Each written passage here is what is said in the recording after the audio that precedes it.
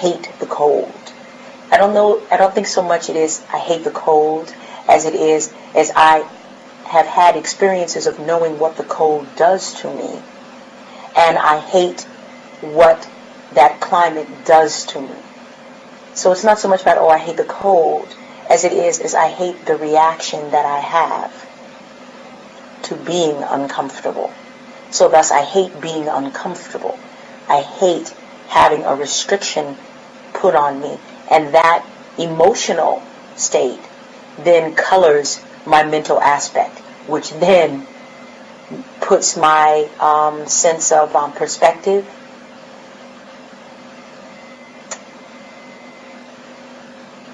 apparently clear. It's not going to work. You can stop there. You can't do that.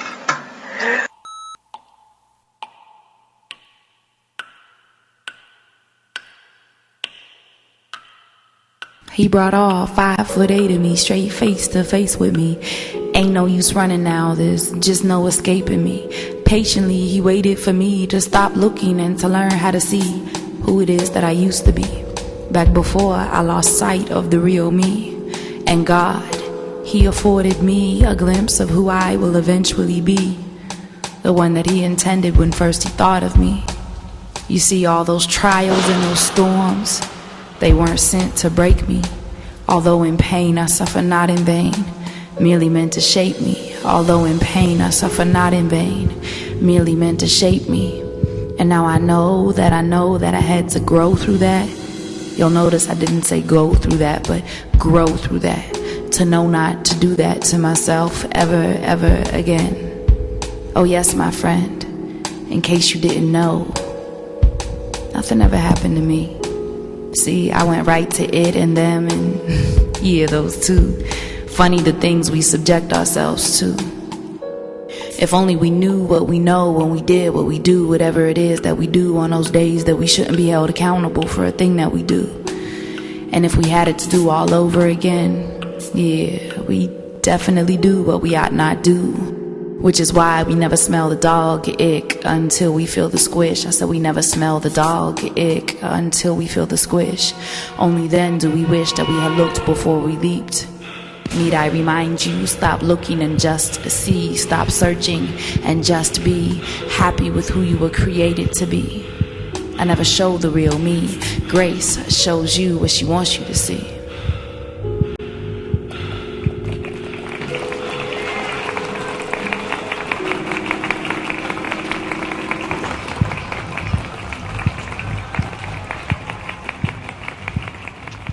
Well, I don't think I can remember my first time in the snow, but I can remember shoveling a lot of snow. I can remember building igloos and making ice on the inside of the walls so that we could be warm inside. It was a way to stay warm. Igloos? Yes. Very warm. Warmer than you might think. I can make a pretty badass igloo. And where did you do this? In Fort Wayne, Indiana. So there's a lot of snow there. And if you don't know how to drive on the ice, you're not going to be driving at all. Let's put it that way. So, and also the blinding light that shines, reflects off of the snow is very memorable when you walk outside in the morning to shovel the snow out of the driveway so that someone could leave. It's the blinding light. You're not going to wear sunglasses. It's the winter. They don't really work. So, and the snow drifts. I don't know. I could talk about snow for a long time.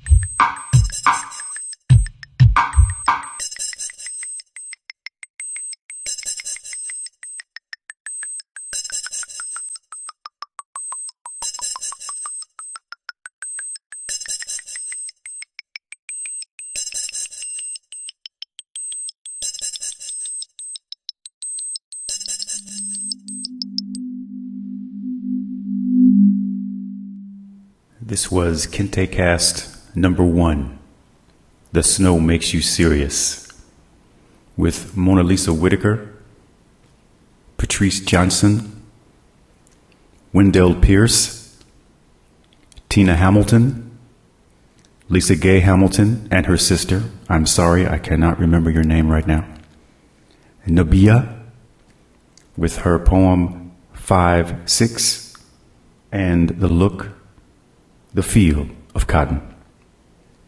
Judith Moreland, Sandra Quarterman, and Tamika Drew. Music components by Robert Rich from Sony Pictures, Sony Media Digital. They changed their name so much, I can't recall. Okay, so maybe some more next time. This is from Songhai System and another tribal move from Kintécast.com. KINTESPACE.com.